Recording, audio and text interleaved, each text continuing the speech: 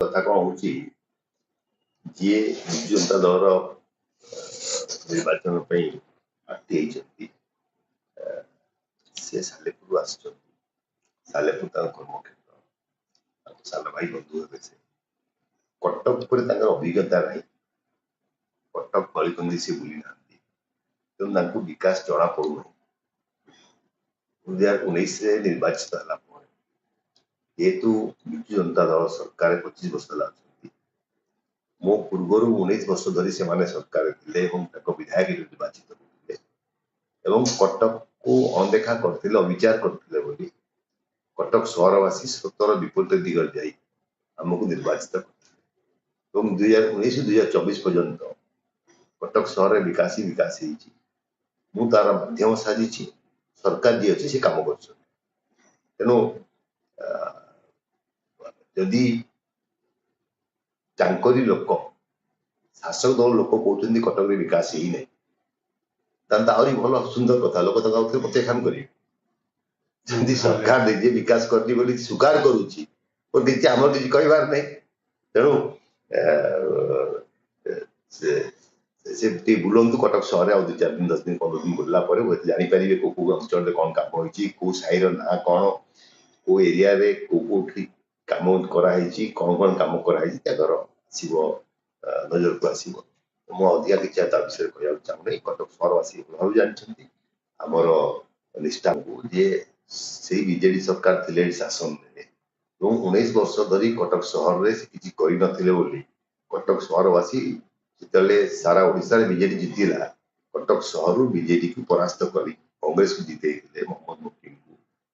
ଆମେ ଜିତିଲା ପରେ ବିଧାନସଭା ଭିତରେ, ବିଧାନସଭା ବାହାରେ ସରକାରଙ୍କ ସହିତ ଆଖିକୁ ଆଖି ମିଶେଇ ଲଢେଇ କରି କଟକ ସହରର ପ୍ରଗତି କରାହେଇଛି, ଡେଭଲପମେଣ୍ଟ କରାହେଇଛି। ନିଶ୍ଚିତ ରୂପେ ଯିଏ ସରକାର ଥିବେ ସେଇ କାମ କରିବେ, କିନ୍ତୁ କାମ କରିବାର ମାଧ୍ୟମ ଦରକାର।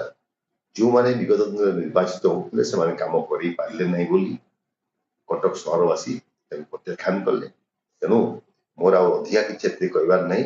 କଟକ ସହରବାସୀ ଜାଣିଛନ୍ତି ଯେ କୋଉ ସମୟରେ କାମ ହେଇଛି, କାହା ପାଇଁ କାମ ହେଇଛି, କିପରି କାମ ହେଇଛି ଏବଂ ତାର ଜବାବ ଆଗାମୀ ନିର୍ବାଚନରେ ପୁଣି କଟକ ସହରବାସୀ ଦେବେ।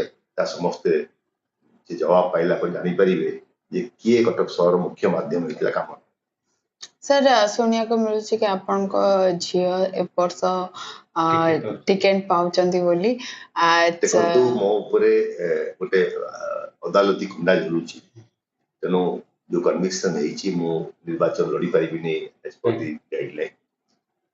କାଲି ୟୁନାନିମସଲି ବସି କଂଗ୍ରେସ ସମସ୍ତ କାର୍ଯ୍ୟକର୍ତ୍ତା କର୍ମକର୍ତ୍ତା ଶହ ସଂଖ୍ୟାରେ ସେମାନେ ପ୍ରପୋଜାଲ ଦେଇଛନ୍ତି ଯେ ସୁଫିଆ ନିର୍ବାଚନ ଲଢିବ ଏବଂ ଆମେ ତାକୁ ପଠେଇ ଦେଇଛୁ ଏଆଇସିସି ପିସିସି ସେମାନେ ଆପ୍ରୁଭାଲ କଲେ ସେ ଗ୍ରହଣ କରିବେ, ନିଶ୍ଚିତ ରୂପେ ନିର୍ବାଚନ।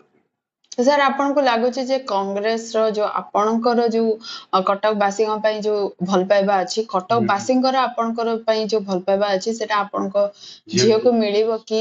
ଆଉ ସେ ସେତିକି ଭଲ ପାଇବା ଝିଅକୁ ବହୁତ ବେଶୀ ଆଶୀର୍ବାଦ ମିଳେ, ତେଣୁ ସେ କଟକ ସହରବାସୀଙ୍କର ଝିଅ ବୋହୂ ହିସାବରେ ସେ କାମ କରିବ। ଏଇଠିକା ଝିଅ ସେ ଏଇଠି ବାହା ହେଇଛି ମଧ୍ୟ କଟକରେ, ତା କର୍ମକ୍ଷେତ୍ର କଟକରେ ଏବଂ ବିଗତ ଦିନର ରାଜନୀତିରେ ମଧ୍ୟ ସେ ମୋତେ ବହୁତ ସହଯୋଗ କରିଛି।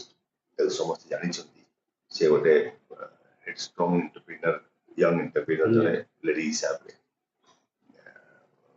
ମୁଁ ଭାବୁଛି ଯେ ଝିଅଙ୍କ ପ୍ରତି ସଦା ସମସ୍ତ ଆଶୀର୍ବାଦ ଥାଏ, ବାପାଠୁ ଭଲ ଆଶୀର୍ବାଦ ସେ ପାଇବ ଏବଂ ବହୁତ ଆଗକୁ ବଢିବ ଏବଂ କଟକ ସହର କାମ ପାଇଁ ଯାହା ଆମେ ନିଷ୍ପତ୍ତି ନେଇଥିଲୁ, ଯାହା ଆମର ସ୍ୱପ୍ନ ଥିଲା, ଯାହା କାମ ବାକି ରହିଯାଇଛି ତା ମାଧ୍ୟମରେ ପୂରଣ। ସାର୍ ସୁର ସାର୍ଙ୍କର ବି ପୁଅ ଏଥର ବର୍ଷ ଠିଆ ହଉଛନ୍ତି, ସିଏ ତାଙ୍କୁ ବହୁତ ସପୋର୍ଟ କରୁଛନ୍ତି ଏବଂ ସିଏ ଯେମିତି ସପୋର୍ଟ କରୁଛନ୍ତି ଆପଣ ମଧ୍ୟ ତାଙ୍କ ସାଙ୍ଗରେ ଯିବେ ଆଉ ସେତିକି ତାଙ୍କୁ ପ୍ରମୋଟ କରିବେ ଏବଂ ଲୋକମାନଙ୍କ ସାଙ୍ଗରେ ସେତିକି ମିଶିବେ କି? ଶୁଣନ୍ତୁ, ମୁଁ ଆଉଟ୍ରାଇଟ୍ ଜଣେ ରାଜନୈତିକ ବ୍ୟକ୍ତି, ବାପା ହିସାବରେ କେତେ ସପୋର୍ଟ ଦେବେ ରାଜନୈତିକ ବ୍ୟକ୍ତି। କଟକ ସହରରେ ଯେହେତୁ ଆମେ ଗୋଟେ ଘଟଣା ଚକ୍ରରେ ସରକାରଙ୍କର ଯୋଉ କୁଚକ୍ର ଶିକାର ହେଇଛି ଏବଂ ତାର ଜବାବ କଟକ ସହରର ମ୍ୟାଣ୍ଡେଟରେ ଆମେ ଦେବୁ, ଭୋଟରେ ଆମେ ଦେବୁ। ତେଣୁ କର୍ତ୍ତବ୍ୟ ବଢି ଯାଇଛି। ନିଜେ ଯେତିକି ପରିଶ୍ରମ କରିଥାନ୍ତି ବର୍ତ୍ତମାନ ଆହୁରି ଡବଲ ଜୋସରେ ଆମେ ପରିଶ୍ରମ କରିବୁ ଏବଂ କଂଗ୍ରେସ ପାର୍ଟିକୁ ଏଠି ଜୟଯୁକ୍ତ କରିବା ପାଇଁ ଚେଷ୍ଟା କରିବୁ ଆଶା ଅଛି ନିଶ୍ଚିତ ଭାବେ ସଫଳତା ଆଶା କରୁଛୁ।